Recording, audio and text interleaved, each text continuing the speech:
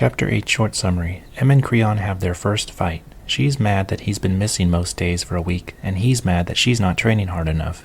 He explains more lore about the war between human and fae, and past crimes by Mother and the gods themselves. Em decides to defy Creon by running away to a dangerous beach area. The Silent Death is mysteriously aloof and missing for most of the next few days, while Em trains. She is thankful he is gone most of the time because that way she won't throw herself into his arms. Quote, "In a way, it was a blessing. If he wasn't around, at least I couldn't accidentally throw myself into his arms when his fey magic became too overwhelming." End quote. When he does briefly appear, she tries to ask him how his day was, or whether he was at the court, but he refuses to answer because F-boys never tell the truth about where they are. He ain't gonna turn on location sharing for her anytime soon. He leaves exercises for her to practice, like cutting a circle out of a stone, and Em gets increasingly frustrated with his lack of praise, encouragement, and his lack of answers to her questions. She even asks him to show her around the island, but he warns her not to go past the Feywood and says she can go explore by herself, refusing her invitation. After a week of this aloof treatment, Em gives up on practicing to defy Creon and get his attention.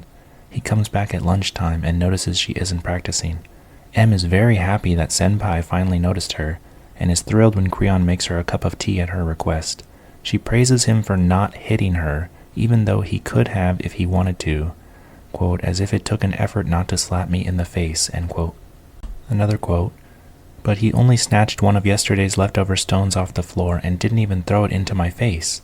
Instead, it landed in the velvet just beside my lap, close enough to make the point that he could have hit me had he wanted to," end quote. With Creon watching, Em tries to split a stone into 4 pieces, but instead violently shatters it, destroying parts of Creon's house again.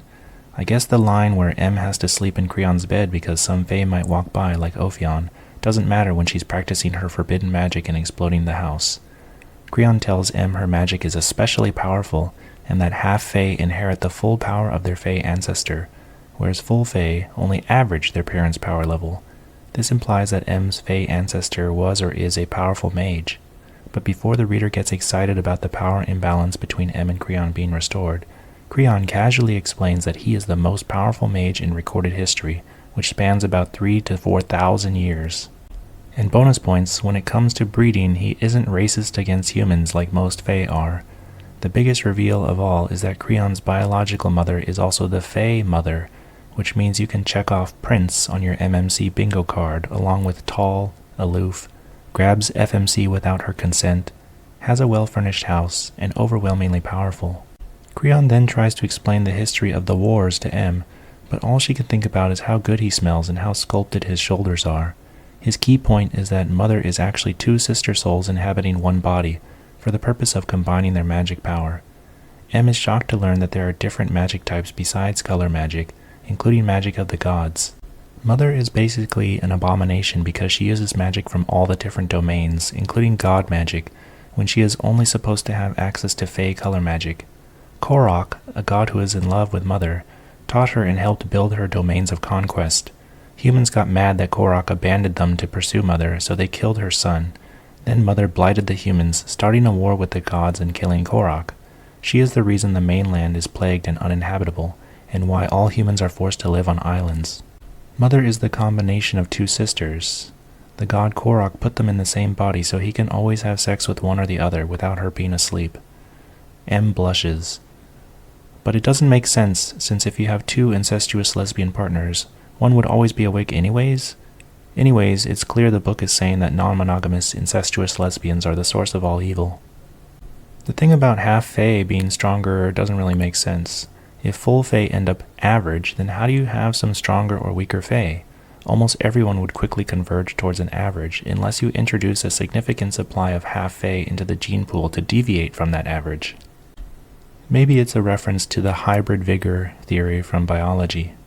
Mother killed Creon's father because she only wanted his seed to make Creon, and Creon cannot kill her because she never sleeps and she can use magic, but he cannot use magic against her.